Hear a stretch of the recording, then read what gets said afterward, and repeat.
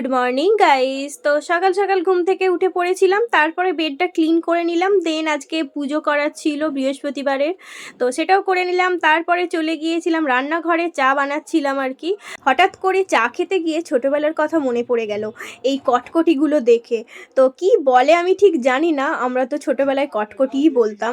কালকে হঠাৎ দেখেছিল অর্ঘ, সেই জন্য নিয়ে এসেছিলো। তারপরে আমার শ্যুট করার ছিল, সেগুলো সব সেরে নিলাম। আর অর্ঘর কাজও ছিল, সেগুলো সব সেও মিটিয়ে নিয়েছিল। দিয়ে করে নিয়েছিলাম লাঞ্চে আজকে নিরামিষ। তারপরে সন্ধ্যার দিকে অ্যাজ ইউজুয়াল আমরা গিয়েছিলাম একটু ঘুরতে গিয়েছিলাম। আর পাশে আমাদের যে যাত্রা হচ্ছে সেটা বেমালুম ভুলে গিয়েছিলাম। তো তোমাদেরকে তো বলেইছিলাম যে আমাদের এখানে বিবেকানন্দ উৎসব হচ্ছে, তো সেখানেই যাত্রা হচ্ছিল, তার সাথে খাওয়া দাওয়াও ছিল।